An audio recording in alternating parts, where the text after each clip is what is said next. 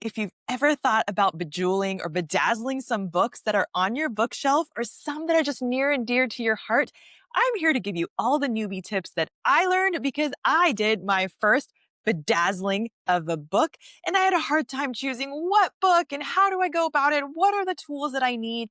And I went to a book event and got so many great tips before and at the event. So I'm here to pass it on to you so you can have a beautiful book that you bedazzle and you don't have to be scared of ruining it, what to get. You're getting all that information here.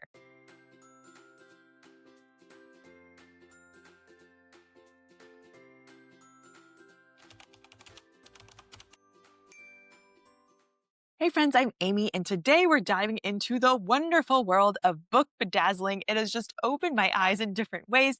If you've been seeing these gorgeous jeweled covers, spines, whatever, all over social media or just on your friends' shelves, and you were thinking, I could never do that, even though I want to, I'm here to tell you that yes, you absolutely can and you should.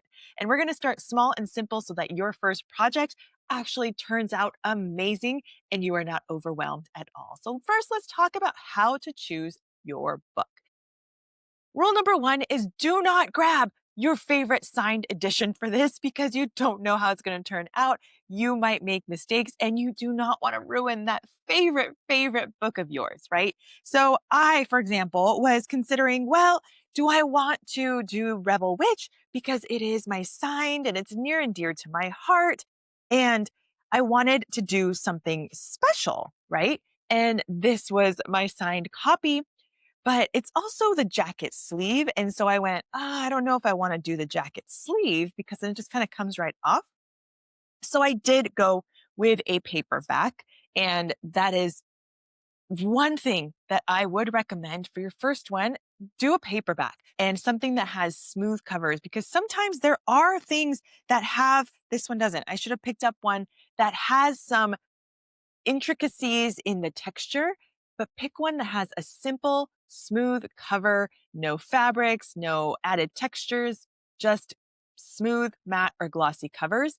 And then another thing is lettering. Some bold, clear lettering because sometimes you might just want to do the letters just like I did. Think one or two, three-word titles that you might want to do, or maybe you want to do the author's name, or maybe there's something else. Like this is another one that I'm planning to do where I want to do the reverse part and maybe the circle here. Just some simple things that you can start with.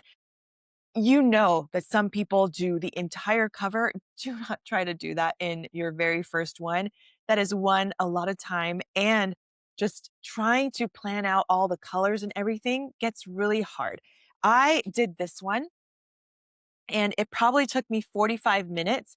And that is with talking to other people and like sharing glue and things like that too, right? But it does take more time than you think. So just give yourself time and think of simple first. And once you get used to it, if you want to decorate a whole cover, go for it. But go with simple, clear lettering, books you like, but do not love to the point where if you did something with it, you're going to be devastated and can't replace it and all of that. I know other people also go with the spine. So if you want to decorate the spine, you might want to find something that has a big enough, like this is pretty small. So there are small gems, but it's going to be harder to do that. Like this one actually might be a fairly okay one if you wanted to do a hardcover. But again, just beware of that. Another thing to think about is how do you want it to fit into your bookshelf? Because if you are bejeweling a lot of the front, maybe it's not going to slide in a tight bookshelf. Whereas if you just did the spine, then that might be helpful for seeing it all the time, but not rubbing against other books. Now let's talk about materials you'll need because now you have the book picked out. And this is just a kit that I picked up off of Amazon. It comes with everything. So I went to an event, like I said, and they had something very similar. So one thing it's going to have is glue. And for the glue, I am going to point this out to you. I had this glue that did not have the sharp point. You are going to want the point. When I open this up, it has almost like a craft pen, very fine tip. And obviously you're going to poke this through, but You're going to want this, especially when you are doing small lettering, because we had different kinds, some like the big old globby craft glue. And this lets you get to the very fine little bits. I don't think I have to say any more about that, but get the small one and you're going to want to do a little bit at a time. You don't want to letter the whole thing and then the glue dries. So do a little bit at a time, put your beads on, and then keep moving on. Another thing that is in here is the pencil, because you can use a pencil, you can use tweezers, you can use whatever you want because there are tweezers in here as well. But I found this pencil to be the easiest thing, where you make sure that you are getting the faceted side on top and you just kind of stab and drop, stab in place, and it will just stick to this. And you can probably use any pencil, but it comes with this. So you might as well just use it and stab in place. And if you are doing it with other people, like if my kids want to do it with me and we have all these, someone could use tweezers, but I find these to be quite hard to use. So grab a colored pencil. Anything should be able to work. Maybe you find a different thing. I'll have to see what else works, but definitely colored pencils will work for you. And then you may want to get a little tray, a little tiny cup or tray, so that if you are not working by yourself, if you are sharing this all colorful gem tray, that you can scoop it into your own so that you're not going over every single time to grab, right? If you have a little cup, you are working with it and then you just go back for more.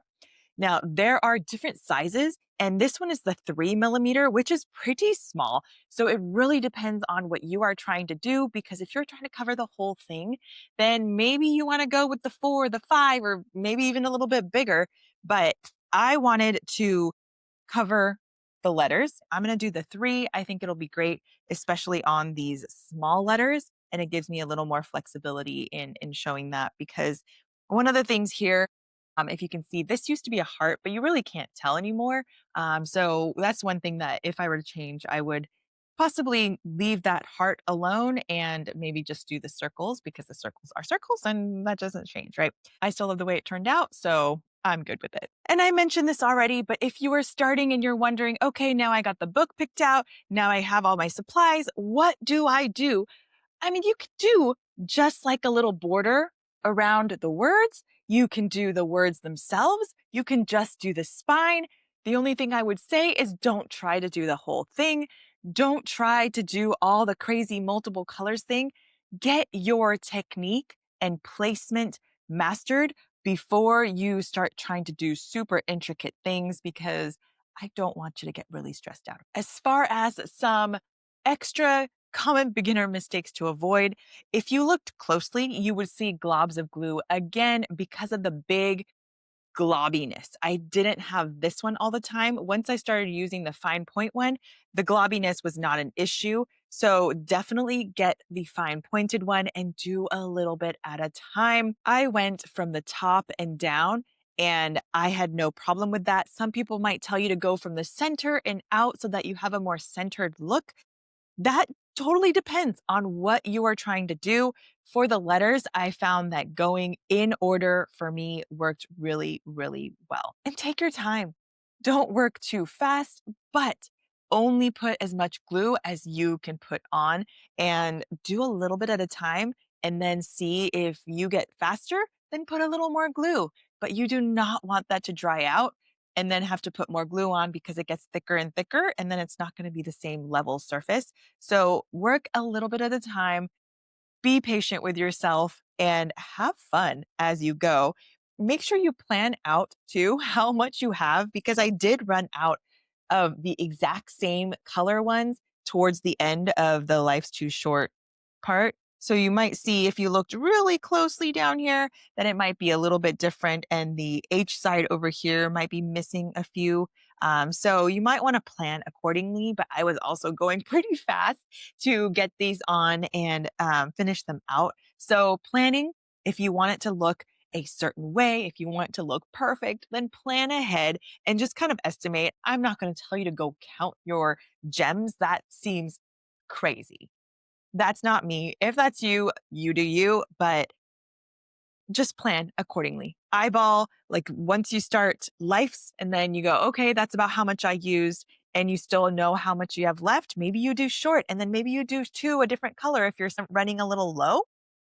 Just plan ahead, think ahead. Don't find yourself at shore with one letter to go and no more jewels. That's really it. If you have questions about it, if you have questions about things that happened to me, I think it turned out pretty well the very first time. And I was talking to people and we were having fun. Just start small, use the right glue. Don't be afraid to get creative.